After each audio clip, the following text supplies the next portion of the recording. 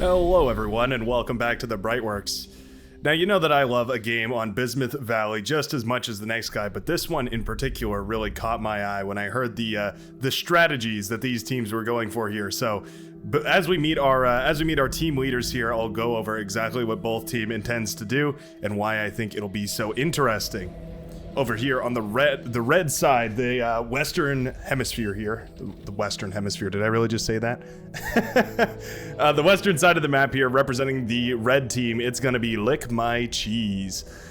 Lick My Cheese here, the red leader with 25 true skill here. You can see we're right in the mid ranks. That's right around, I guess you would call it like bronze or silver league if you compared it to other ranked games. The ranking system in this game, of course, is very difficult to quantify because, well, frankly, it's not optimized to be a ranking system conventionally. It's just more so to show your experience with the game. But anyways, Lick My Cheese here, an Armada Commander, and spawning in the sort of middle section of Bismuth Valley.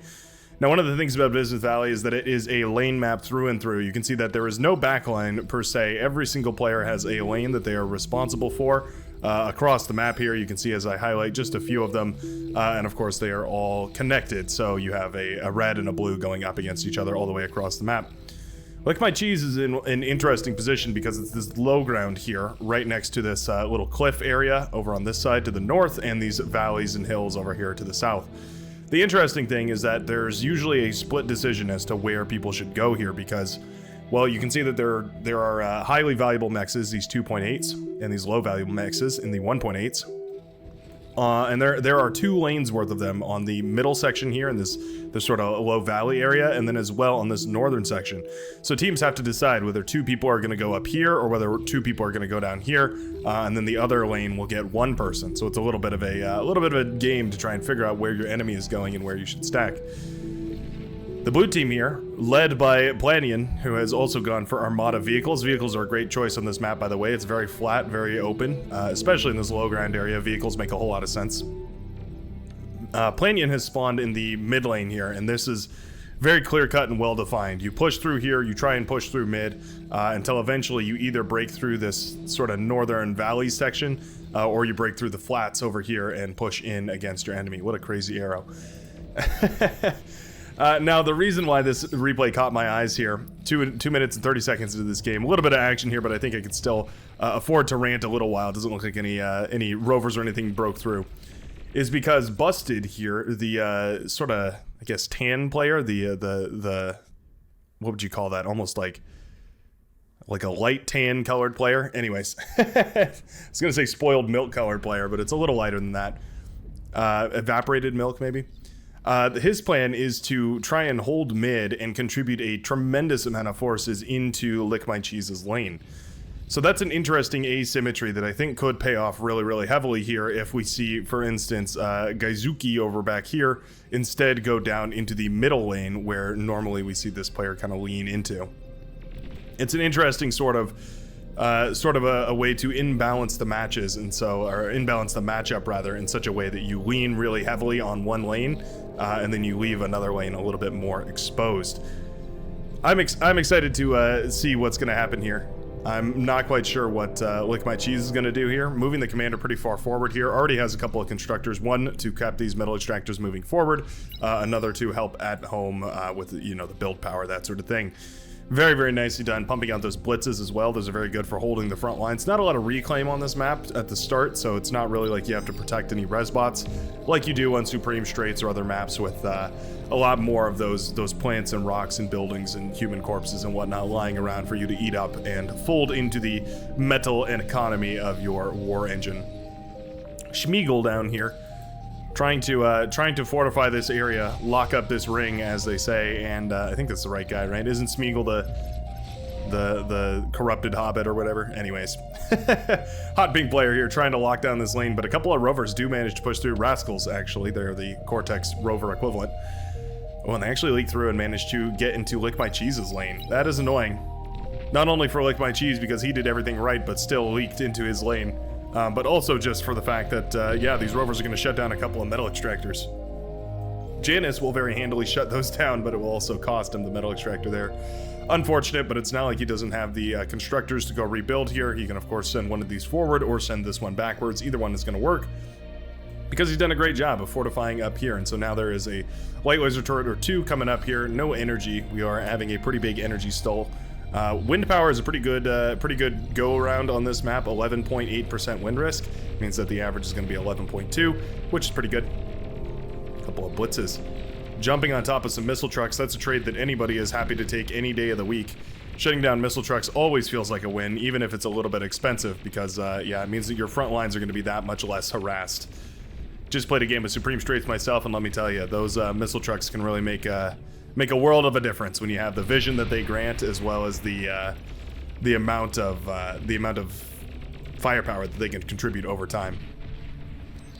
So Busted here has actually managed to push pretty far out into mid here. Yeah, this is a pretty nice little contain. I'm liking the way that these metal extractors are set up. Are we gonna get it? Oh, just barely don't get it, and the blitz loses its life as well. That is unfortunate. Yeah, claiming these 2.8 metal extractors can be a huge advantage here, and I'm not sure Gaizuki really wants to push into this. It's 4 pawns. It's enough to start scratching up that commander. Busted is looking pretty, well, busted as well. So we'll have to see how that works out. So up north it is a 2v2, which means that conventionally we would see a 1v1 down here. So it'd be Lick My Cheese up against Clean C. Supposedly the idea here is that Busted will contribute more forces up to Lick My Cheese's lane, and then eventually that will be a that will solve the problem here. A little bit of a run by from some blitzes over here. Do manage to sneak past the defenses by Planyan. Always really high level move to just keep sending out those little harassment parties, right? Trying to do some damage wherever you can. Now, I think those could have done a little bit better here to maybe go in on these metal extractors. All 4 of these metal extractors could have gone down. But instead, they're going to turn in this direction. Oh, no, there's landmines there already, and those landmines will clean up those blitzes that were hoping to kill some metal extractors over here.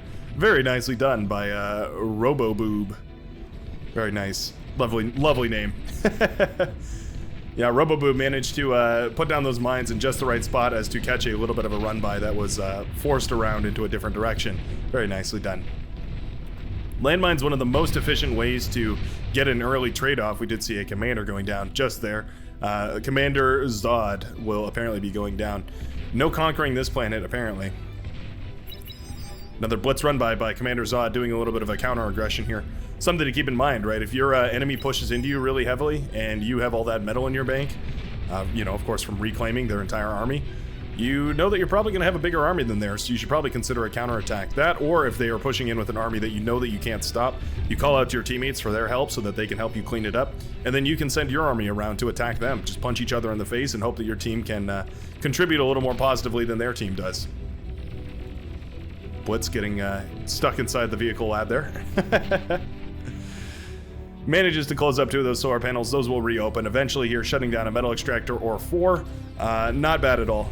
Definitely justifies the cost of those blitzes.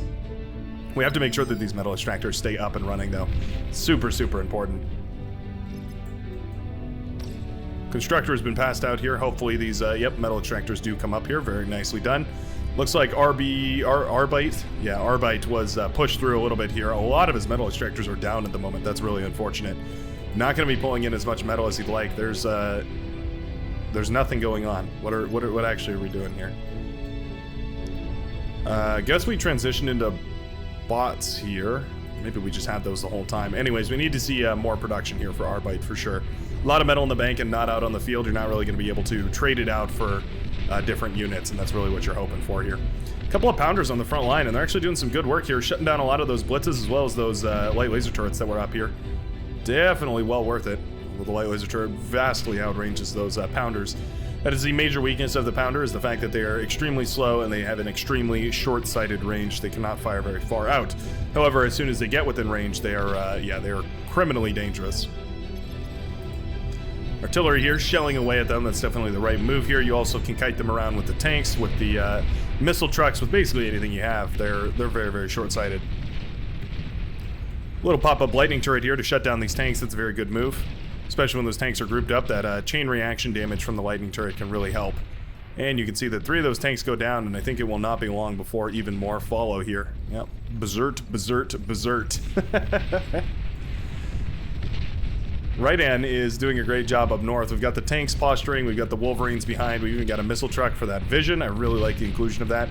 If you're going to go Wolverines, you have to make sure that you include at least a missile truck. If we take a look here, you can see the missile truck's max line of sight is 620, whereas the Wolverine's line of sight is just 299. So the missile truck can see well out beyond where the Wolverine can, and so including just one of them in your composition means that your Wolverines are just devastatingly more effective here. Big Grunt Army manages to catch a whole bunch of these shell shockers. I do like that move. Obviously a very, very powerful trade. Also shutting down the geothermal plant just before it finishes up here. Not managing to kill it, but I think it will decay into oblivion here shortly. Lick my cheese in a little bit of trouble as these grunts, yeah, they managed to get us around. They flashed down that commander lickety-split, and that is going to be lick my cheese. No pun intended there, by the way. Going down really quickly, yeah. Overflowing into the chat currently. Still has some units out though, so a little bit, you know, just goes to show how talented that player is.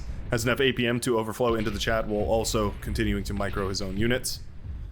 Gonna be rebuilding at home, trying to get some of these energy converters up and running. Lick my cheese has a tremendous amount of metal, just actually doesn't have enough build power in order to spend it all. Unfortunate. I think you probably want to go for about 4 of those build turrets if you're going vehicles. That usually tends to be about the right number to get you all the way up to T2. Of course, you don't want to go right there immediately. You want to go there gradually. It's a lot of metal going down right there. Fair enough trade for those pounders. You can see that 4 pounders went down for 1, 2, 3, 4, 5, 6, 7 of those stouts. Definitely a good trade there. Devastating vehicle armies all over the place. This is what we're looking for, especially on these flat maps like this. Vehicles just showing exactly how much more powerful they are. They're sturdier, they fire more frequently, they can fire while moving a little bit more consistently. They are just an all-around powerhouse, and there's a reason why they are recommended if you're going to be going up against you know, players on a map like this. Shutting down even the heaviest of defenses here with relative ease. I mean, you can see this heavy laser turret and this beamer working together phenomenally. Beamers are not to be underestimated. Beamers actually have a higher damage per second than the heavy laser turret does, oddly enough. So it's definitely worth investing in them. They're a force to be reckoned with for sure. Wow, the beamer will actually hold here, pulling back a ton of metal into Polid's, well, piggy bank here. For, I believe, the second time this match, we see the purple player Arbite here getting completely decimated. Nothing left but a bunch of constructors that are fleeing for their lives as these tanks continue to move into the back line. Beamer turrets are coming up here, very nicely done. Beamer turrets are also slightly taller than windmills, which means that they can see over them and shoot past them. One other minor advantage, but well worth noting, especially if you're using them for base defense. But yeah, that's a lot of medium tanks, and they're still looking relatively healthy here. The red team is commanding a excellent control here. You can see that there's decent pushes all over the place here, but this push down south is really starting to hurt. You can see these beamers getting to work here, starting to whittle down these tanks. Construction turrets trying to keep these beamers alive, and I think they will, showing just how powerful those blue laser boys can be. Very, very nicely done. Shuts down the tank aggression, and for the third time, Arbite will rebuild from the ashes here. Now, this is a pretty dangerous army, but that is a lot of landmines. They're just goading these units into them. Oh, no, you really don't want to send your units in there. You want to make sure that the tanks hit the landmines, not the artillery. But that's quite nice. Yeah, all right. Caught quite a few of those with the landmines, and it's sort of a fear factor thing, right? You know that the landmines are there. How much further do you push before you risk your own units exploding for minimal metal cost? I mean, 5 metal apiece and your army explodes. Yeah, that's not a trade that's efficient by any stretch of the means. Now a single Juno missile does shut down this entire minefield right here, so that's worth considering. Also, a commander went down up here. Was that Green's commander? Wow, all those tanks are now scuffed up because of it. No, it was actually Busted's commander. Interesting, okay. Busted's commander did go down there. Nice little pick in that case for Clean C, who is holding this mid lane quite nicely. I think this constructor would be well suited to push forward here and build. It looks like somebody has the plans to do that. It's this guy? Yeah, okay. So we are going to claim those metal extractors. Very nicely done. The Green Army has found their angle. They're pushing through Busted's little section of the map here, this little choke point. Kind of moving through here. This is where normally Busted would be anchored up, but instead Busted went for that T2 lab and is going to try to get some of those T2 heavy hitters out and about on the field here. It's going to be difficult to do. It's going to be difficult to do there. because, well, there's a massive army headed in your direction, and there's enough missile trucks here to really start spiraling into the danger zone. And we cut it off there to avoid the copyright strike. Missile trucks here, going to be jumped on top of by these lightning tanks. Yeah, I like the inclusion of these Centurions. That's a rare inclusion, but I actually really like it. They provide a little bit of a HP buffer in this composition.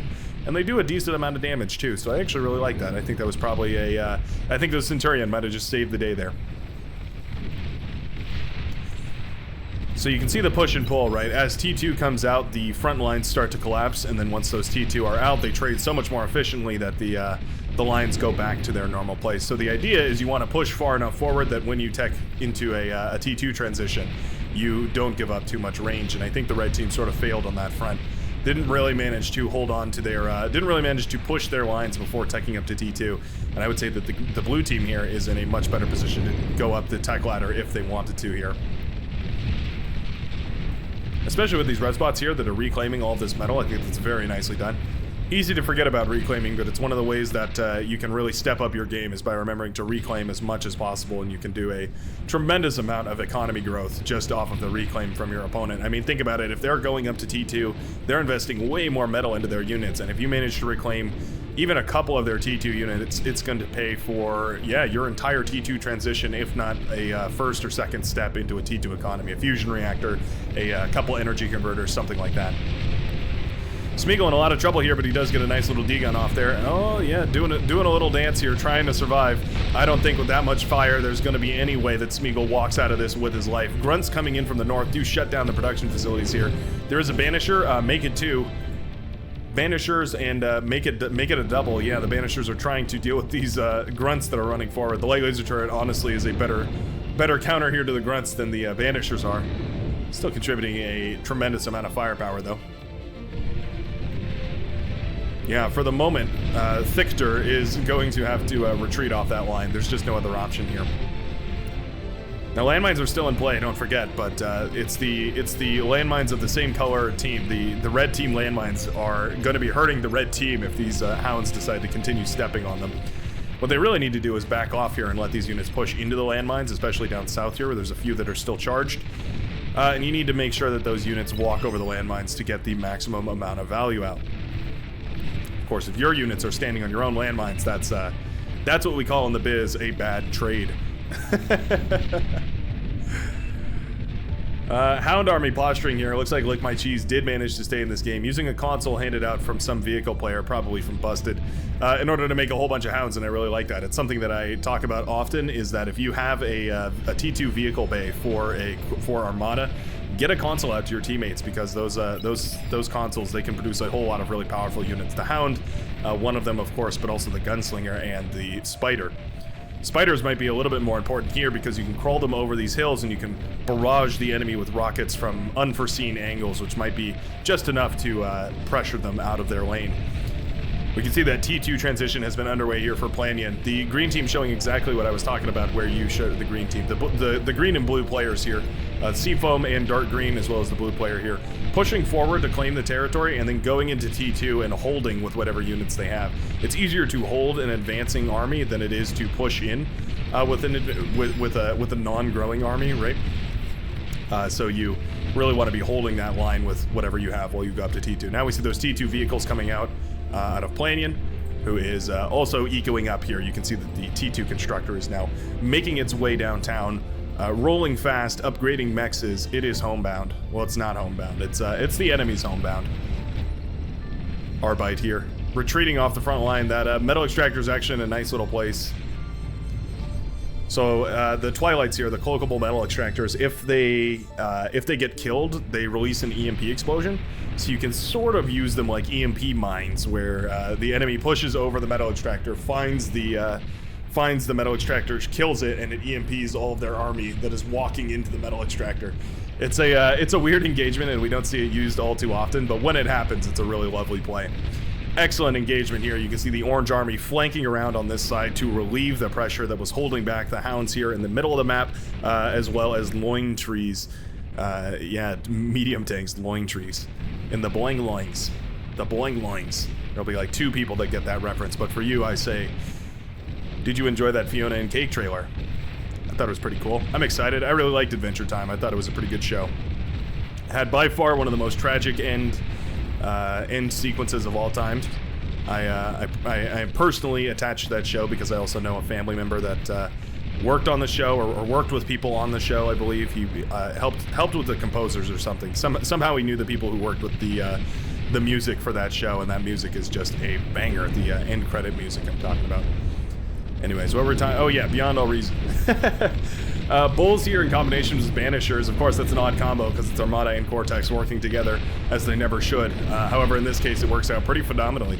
Those Bulls are very tanky. They can be a full frontal armor force that can shut down a lot of that T1 spam, as you can see. And then those Banishers can be sort of the sniper equivalent or the Starlight equivalent. They can shoot away at long range and dish out tons and tons of punishment from ultra far away. See him now launching away those super heavy missiles. Banishers are also sort of slight anti-A units. They can fire their missiles up at the air, so it's kind of interesting. Not a very often, use of those. If you have T2, you have access to the flak trucks, so there's not really a reason why you choose the Banishers over the flak trucks. But it's worth noting that in case there's a rogue bomber or two that flies over your base, those Banishers will be able to shoot it down. As odd as it seems. Kind of disappointed with the lack of aggression here. So this is a little bit deceiving. Maybe it'll be easier if I enter first-person camera mode. So as you can see here, this is actually a ramp, and so you can actually walk up the side of this hill, and then you can go on this little high ground here, and then you can walk down the ramp on the other side. That's something that we don't see used very often here. Well, at least we're not seeing it used very often in this match, but it is something that is definitely very important. It's an important feature of this map, and you have to take advantage of it. Mauser here, shelling away. Do I need to profess my love for the Mauser anymore? They're dangerous. Feels like this trade is much more in the favor of the blue and the seafoam rather than the yellow and the maroon. The Mauser for the blue team are just able to fire away from a little bit further away, and a Rattlesnake has come up here, which is also a nice little bit of static defense, shelling away at these units from really far away, and it can actually start to even hit those artillery pieces way in the back there. Again, static defense, especially these artillery pieces on the front lines, the whole point of them is you have to get value out of them. Like, you have to have them constantly sieging something. You have to make sure that they're constantly doing damage, because if they're not, then they're essentially just wasted metal. Now, static defense for the purpose of shutting down run-bys, that sort of thing, that's a different sort of a purpose for that kind of a unit. But especially those LRPCs and stuff like that, you have to make sure that they're constantly picking the most valuable targets that they can. Banishers get jumped on here by a bunch of Tigers as well as some Grunts here. Grunts are actually a nice little inclusion. They do shut down a whole lot of those Banishers, make them waste their fire. Tick's doing exactly the same thing here, so very nice for both teams. Ultimately, a couple of those Banishers went down, but there is tons of Bulls coming out now. Wow. Looks like Busted managed to claw himself into an economy worth noting here, as you can see that those advanced solar panels are chiming away here, humming up some energy production. If we zoom in here and select these, we can see 825 energy per second coming out for 4,000 metal. That's roughly the amount you would pay for a fusion reactor for about 175 less energy. So when you start to notice that level of metal going into your T1 economy, just for consideration, think about upgrading to a fusion reactor, since you know you've already got the metal in place. Rattlesnake up north here to shell away. Interesting. I'm impressed with how far that thing can reach. That is pretty impressive. Yeah. Now we'll start working on this base as a Juno missile has landed, shutting down the radar jammers here, and it will start whittling away at these units. Well, these towers anyway. They count as units. They count as units in your unit total, your supply limit. Aren't you glad that we live in this universe where the commanders figured out how to keep all their supply depots in one spot so they don't have to keep rebuilding them on every world that they conquer? Isn't it nice not to have to build any pylons? No, overseers might be nice. That's the one that it might actually be nice if we brought those in. Wouldn't mind having some sort of flying unit that you can send in, but also with how powerful air is in this game, I feel like they'd probably just get shot down pretty quickly. Pretty easy to cripple a player that relies on supply depots in the air if the supply depots aren't very tanky. A lot of people tend to get angry at me when I compare this game with StarCraft. You gotta understand, StarCraft is like one of the biggest RTS games of all time. It's not that I compare it out of disrespect. It's in fact the exact opposite. I compare this game to StarCraft out of insane respect for the ability to create an RTS game that I think holds a candle to one of the most popular RTSs of current times, of modern eras. I think that is definitely impressive. Nice little collapse here as a whole bunch of more bulls start pushing forward. You can see the difference between heavy metal maps and low metal maps here with the amount of bulls that we see. If it was low metal, we would see a lot more jaguars and a lot less bulls. But in this case, it's bulls all the way, baby. Running over some of those light mines. They still hurt. They can whittle off quite a decent amount of HP here. What was that? About 6% or so? 6 or 8%, something like that. Still a very efficient way to damage those tanks. Miles more efficient than you're going to get out of, like, basically anything else. Gunslinger was brought out here. Now, Gunslingers are really good against T1 tanks, not as good against T2. Because those T2 tanks can basically outrange the Gunslinger. So, against a bunch of T1 medium tanks, yeah, a Gunslinger will be able to tear them apart. And especially if you can level it up a little bit, you get it in and out of a couple of fights, you're going to be in a great position here. Commander on hold fire there. Hound's trying to shut down these T1 tanks. I would love to see these put in their Gauss mode. That will help them hit their shots a little bit easier. Be a little bit less guesswork here. Arbite is forced to pull the commander off the front lines. Arbite has done phenomenally, by the way, might I say. Arbite has been destroyed twice now and is finally getting up to a T2 economy, clawing himself once more back into this game against SS99, who, by the way, should be pushing forward to claim this metal extractor. 2.8 right there. You definitely want to hold on to that. Advanced geothermal did pop like an overdrawn bulb, and now it will remain a husk of its former glory here on the center of the map. This army is pushing through, and it's easy to underestimate, but this is a tremendous amount of metal that is no longer going back to the red team. Really, really terrible position there, and I'm worried to see what the red team will be able to bring out here. Gonna have to go for some hyper-efficient trades here if they want to claw themselves back in the middle of the map. What a back and forth here. The northern and southern sides are constantly flipping back and forth. I can hardly tell who's winning there. The middle of the map is just a steady, slow, arduous grind of a push here. These T2 units, these T2 fat boys, contributing heavy firepower on the front lines. Massive push up north here, and we can see that the Sheldon are starting to shell away at the Mammoths. Mammoths are great. I actually just recently learned that the Mammoth has the same range as a Hound, which is like crazy. The Hound is supposed to be an artillery unit, and the Mammoth has the same range. Now, granted, the Mammoth does not have the arcing fire. It is a direct fire unit, so it has to have direct line of sight on whatever it's going to shoot at, but still, 650 range is nothing to be scoffed at. Banisher's here to do a bunch of damage to these tanks. Not bad, but yeah, when these aren't firing, they're not getting value out. So we need to turn them around, have them launch their missiles. There we go. Missiles start firing, and those tanks start dropping like flies. Mammoth, exactly what you want on the front line here. In fact, even repairing it with a couple of these Twitchers. That one is T-posing. We got a T-posing Twitcher. Oh, there he goes. He fixed himself. Yeah, I really like this. Repairing these Mammoths is great. They have so much armor that repairing them, it does wonders, right? Because they are resistant to fire, so repairing is all the same across the board, but resisting, it means that they're going to be that much more effective. I love those Mammoths. I would love to see some more units brought out to the front, though. I think Fiends are going to be an excellent introduction to this composition here. Sheldons are being added. Arbiters are being added. Arbiters, of course, very, very powerful for doing that sort of long-ranged aggression. I also learned in a game that I just played today that alligators, the amphibious tanks, which I think I saw up here, yeah. Alligators can shrug off a sniper shot, which is crazy. Snipers are one of the most damaging units in the game, especially for T2. And the alligator can stand up against them. I had no clue. I had no idea that that was even possible. Looks like the bull was getting a little aggressive over there, did get shut down, and now the Mauser are continuing to push forward here. Mauser don't have their... Oh, there they are. The bulls are rolling forward. I was going to say the Mauser don't have their armor line in front of them, but there we go.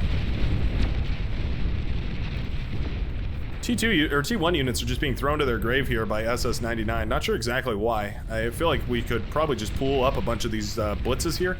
If we're going to be spamming units through, we should probably be going for the rovers, which are much cheaper but also have much more effective range. Yeah, I really don't understand the point of doing this here. This seems like a bit of a waste of metal. Meanwhile, T2 units are starting to pile up here in the back lines. That is a lot of bulls getting dangerously close here to Commander Zod's base. Commander Zod does not have a T2 lab. He's been using this console to build units for the entire time here. But now the Marauders have reached the front lines. Looks like Planyan went up to a T3 lab and did manage to pump out a couple of those Marauders. Marauders, of course, very powerful, not only because of how fast they are, but because of how quickly they fire. So they don't tend to overkill things. They tend to do just the right amount of damage. So for instance, you could put them in the back line. They'll tear down all the build power, and then the energy converters, and then the fusion reactors lickety-split. Very dangerous unit. Not a fun thing to look back and see a couple of them in your backline. Now, luckily, these T1 solar panels will be a buffer to soak up some of those shots. Just about the only thing they're good for, but the energy converters do go down. They finally find the fusion reactor. Gonna start getting eaten apart here. But they decide to just finish the mission, go after the fusion reactor. We'll take down all of the build power right next to it, and the Marauder will continue on its merry way.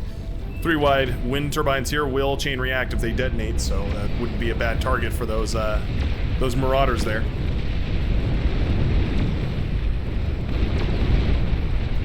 And a nice little push here, so you can see those air units being shot out of the skies by those Banishers. It's a weird little trick, but the Banisher can be very powerful for it.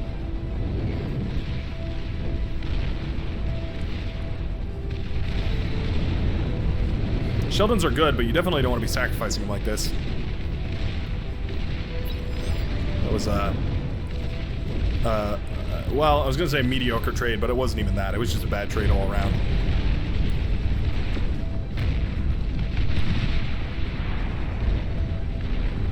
Ah, I was like, what on earth is happening? It would appear that Lick My Cheese has decided to self-destruct everything.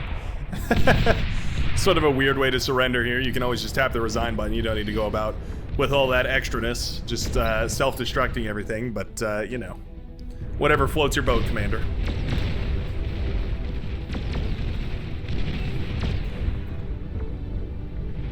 Vanguard is outie, too. Vanguard fire a very heavy projectile, capable of shutting down even T2 tanks with relative ease. Lick My Cheese, definitely overflowing into chat here. Got a bit of an APM overflow, as it were. Twitcher is reclaiming these mammoth corpses, and that is great. Those mammoth corpses are a lot of metal. 1,300 metal in a single mammoth corpse. It looks like the red team does finally decide that they've taken enough damage. The blue team secures victory with an excellent little push here. Looks like a nuke was even coming up. Oh boy. Didn't even manage to make it to that stage, though, as the push right through the middle of the map wiped out the heart of the red team. And it was not long before they collapsed after that.